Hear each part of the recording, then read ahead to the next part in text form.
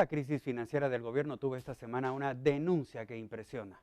Los gastos sin sentido que algunos funcionarios hacen sin importar que no es su dinero el que están despilfarrando. Esta es la cita de la semana. Encontramos gastos en la misma administración tributaria de celebraciones del Día del Niño, el Día del Padre, compra de 15,000 quetzales en concentrado en polvo, no sabemos para qué compró eso la SAT. Tenemos 26,000 quetzales de una llamada celular de un mes del señor Villavicencio. ¿Cómo se gastó 26,000 quetzales en celular en un mes? La verdad es que llora sangre. Tenemos compra de pavos, de piernas de cerdo en el registro de la propiedad por Anabela de León. Tenemos 5 millones de quetzales de un contrato que le pagan a la empresa que le hace las encuestas a Alejandro Sinibaldi. Tenemos 25,000 quetzales mensuales gasta el ministro de Gobernación en combustible. Un arreglo floral que el ministro de Economía le manda de 425 quetzales a Roxana Valdetti. La verdad es que sin fin de información que llora sangre. Compra de Ensure por el ministro de la Defensa, compra de helado por el ministro de Relaciones Exteriores, casi una gran cantidad de dinero de compra de libras de café por parte del ministro de Trabajo, parrilladas, jamones, paellas, mientras los trabajadores de salud no les han pagado, mientras a los trabajadores del Congreso no les han pagado, encontramos gastos en combustible, gastos en telefonía, gastos en alimentación que lloran sangre. La corrupción es uno de los grandes males de la sociedad guatemalteca y destaca aún más en las esferas oficiales donde no se ha logrado erradicar y por el contrario, con los años aumenta. Cuando un país tiene números de muerte como por ejemplo más de la mitad de su población en pobreza y pobreza extrema, la mitad de sus niños con desnutrición crónica, 16 muertes violentas al día y una tasa de deserción escolar tan deprimente, un presupuesto de 66,000 millones de quetzales no le alcanza para poder atender las demandas populares. Peor aún, si un gran porcentaje de ese dinero va a parar lejísimos de los más desposeídos, porque se pierde en actos de corrupción o mal manejo de fondos públicos. Se trata específicamente de un 30% de ese presupuesto cada año, para ser exactos. De 2010 a 2013, la Contraloría impuso 742.2 millones de quetzales en sanciones económicas por esos malos manejos del dinero, pero ha perdonado hasta el 90% de esas multas y el Estado ha recuperado solo 56.4 millones de quetzales, un 7% de lo que se perdió. Por eso la corrupción se ha vuelto tan rentable para quien la practica. Por ejemplo, el IX le tenía 84 millones en desvíos. Le pusieron una multa de 5 millones de quetzales. Entonces los 84 no aparecerán. El Ministerio de Agricultura tenía una sanción de más de 51 millones y le pusieron una multa de 6 millones de quetzales. Y con la rebaja puede llegar hasta 90%. El año pasado la Contraloría denunció, formuló cargos y sancionó por 469.106.330 quetzales y 73 centavos por mal uso del dinero estatal, siendo el gobierno y las municipalidades los más señalados. Esta es la corrupción a mediana y gran escala, identificada solo en el 10% que la Contraloría audita del presupuesto. Imagine qué pasa con el 90% restante del dinero que usted paga con sus impuestos y la deuda que el Estado adquiere por usted. La corrupción pone a Guatemala en la lista roja de falta de transparencia que ha ido involucionando en los últimos 15 años. Con 29 puntos, 4 menos que el año pasado, estamos en el puesto 123 de 177 países en transparencia. La situación para Guatemala no puede vislumbrar mejoras. No creemos que existan o que se presenten acciones contundentes en tema de combate a la corrupción.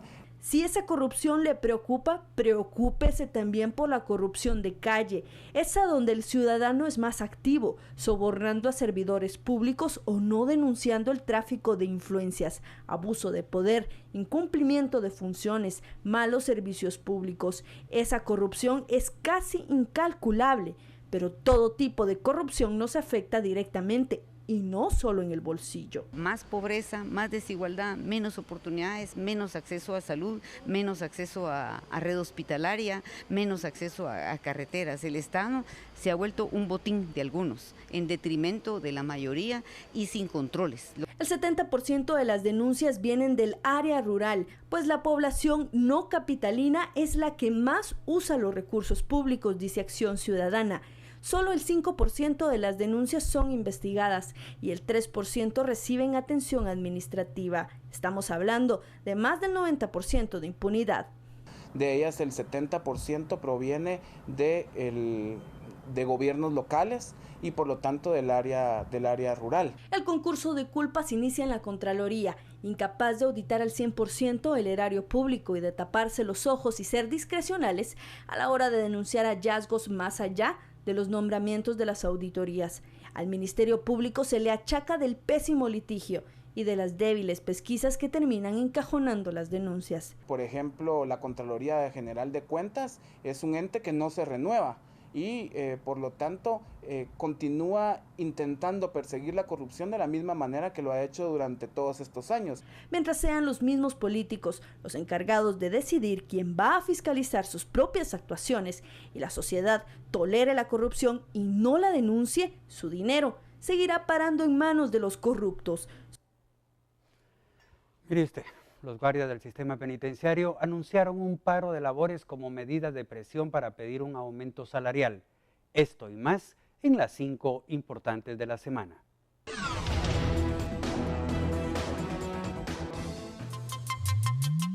El Departamento de Tránsito de la Policía Nacional Civil, Provial y otras instituciones gubernamentales anunciaron que el 16 de noviembre se conmemorará el Día Mundial en recuerdo de las víctimas de hechos de tránsito y por ello organizarán actividades con la finalidad de sensibilizar y propagar el mensaje sobre las medidas de precaución a tomar en cuenta para evitar un percance vial. Al día mueren 4 personas y de enero a la fecha han fallecido 28.000 en accidentes producidos por irresponsabilidad de los pilotos. Se inició esta semana en el país la temporada de frío. En el territorio guatemalteco se registró el descenso de las temperaturas, razón por la que en esta temporada empieza la transición entre la época lluviosa y el comienzo de la época de frío. Edi Sánchez del INSIBUME explicó que estas condiciones climáticas pueden tornarse inestables, pero con el notable descenso en las temperaturas. Los guardias del sistema penitenciario anunciaron un paro de labores en los 22 centros carcelarios del país como medida de presión para pedir un aumento salarial. De no ser aceptada por las autoridades, se rehusarán a cumplir con sus obligaciones. Amenazan con paralizar el sistema de justicia, negándose al traslado de los reos hacia los tribunales, hospitales y centros carcelarios. A pesar que el tiempo sigue transcurriendo, la postuladora para elegir al Contralor General de Cuentas no se reunió esta semana para continuar su trabajo. De acuerdo a su presidente, esperan que venza el plazo para que los aspirantes señalados entreguen las pruebas de descargo y luego analizar juntos los impedimentos. Consideran que así evitarán cualquier influencia en la calificación emitida a sus expedientes. El Congreso alcanzó consenso para elegir a la Junta Directiva. Con 76 diputados de las bancadas líder y todos ausentes, fue electo el diputado independiente Luis Rabé. La elección acabó con la incertidumbre que prevaleció en el Congreso por 2 semanas acerca de quién debería ocupar la presidencia para el ciclo 2015-2016. Durante la jornada se rompieron las alianzas partidarias que se habían formado. También hubo acusaciones contra el partido oficial sobre supuestos ofrecimientos para ocupar puestos claves en la directiva. Las cifras varían de acuerdo a las instituciones consultadas. La realidad es que la muerte de pilotos sigue causando dolor y luto en los hogares guatemaltecos.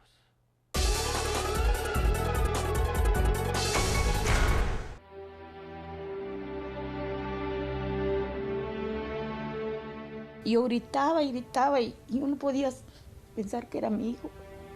Yo decía, tal vez solo está herido, pero no. Cuando yo llegué al lugar, ya él ya estaba muerto. Él es Josué, tenía 23 años cuando fue asesinado mientras conducía un bus del transporte público en diciembre de 2012. Su madre Orsa menciona que el día del asesinato, Josué cubría un turno de trabajo que no le correspondía. El joven ya le había mencionado que pandilleros le habían solicitado el pago de una extorsión. Así me contó que estaban pidiendo extorsión en las camionetas. Yo todavía le decía, tener cuidado, mijo, te puede pasar algo. No, decía, no, que si nosotros estamos pagando. Están pagando, porque todos pagan. De acuerdo a un registro de datos del Grupo de Apoyo Mutuo, el joven fue uno de los 70 pilotos de buses asesinados durante 2012. Al siguiente año, 124 hombres murieron en las mismas condiciones, mientras que de enero a septiembre de este año, 121 han fallecido. Tenemos un total de 121 víctimas. De estas, 26 fueron mortales y 95 fueron heridas. Además, debo de resaltar que víctimas mortales hay un niño en estos 9 meses y víctimas heridas fue un niño y 2 niñas. A pesar de que son varias las instituciones que realizan un recuento de cuántos pilotos, ayudantes y usuarios del transporte público mueren cada día, los datos varían. Como por ejemplo, la Defensoría de los Usuarios del Transporte Público asegura que este año la cifra es mayor. Más de 90 usuarios de transporte han perdido la vida en este tipo de hechos, más de 200 usuarios han quedado lesionados. Solamente ahí ya superamos la contabilidad de GAM, que no quiero decir que esté mal, sino nosotros tenemos detalle de esta situación específica en el transporte colectivo. El Ministerio Público, quien tiene a su cargo la investigación de estos casos, también difiere en el registro de los datos, lo cual es evidenciado en su sistema informático del control de la investigación. Hasta el 25 de septiembre, 31 ayudantes de buses han sido asesinados y 111 pilotos. En total, 142 personas han muerto por ataques a unidades del transporte público. Ahora Orsa recuerda a Josué como un hijo responsable y trabajador, que colaboraba con los gastos de su familia, y lamenta que las autoridades no les hayan brindado apoyo cuando sucedió el incidente. Como ahí ganaba él 100 diarios, 100 o 150 diarios le daban por todo el día, y su comida aparte, o sea, eso le quedaba libre a él. Por eso nos ayudaba a nosotros. Una semana él pagaba todo, una quincena pagaba todos el agua, la luz, y pagábamos terreno. Y de ahí lo demás pues lo ocupaba él en comprar sus cositas.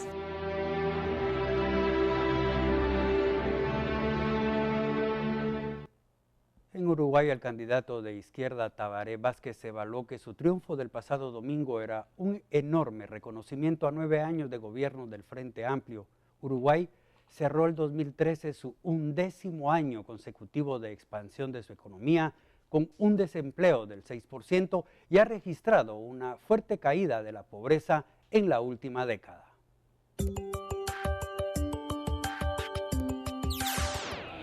En Uruguay, la izquierda gobernante confirmó su supremacía el pasado domingo y se encamina a su tercer mandato consecutivo, con mayoría parlamentaria, tras una elección en la que el oficialista Tabaré Vázquez quedó a un paso de suceder al presidente José Mujica, con el 99.6% de los votos escrutados.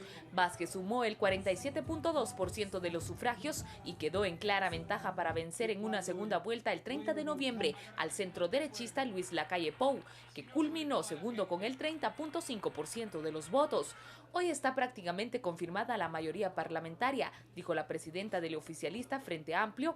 Vázquez, oncólogo de 74 años, que en el 2005 se convirtió en el primer presidente de izquierda de Uruguay, rompió los pronósticos de las encuestas con una casi segura mayoría parlamentaria que permitirá a su partido completar 15 años de control absoluto en el Parlamento, una mayoría que la última década le permitió aprobar reformas fiscales y de salud o leyes como la despenalización del aborto o la regulación del mercado de la marihuana. Precisamente la legalización de la marihuana, que habilitó el cultivo en hogares y clubes y la venta en farmacias, instancia aún no implementada, es rechazada por Lacalle Pou, que ha indicado que solo apoya el autocultivo pero no la venta por parte del Estado, sin la posibilidad de ser reelecto por la Constitución que prohíbe 2 mandatos presidenciales consecutivos. Mujica, que alcanzó una fama planetaria durante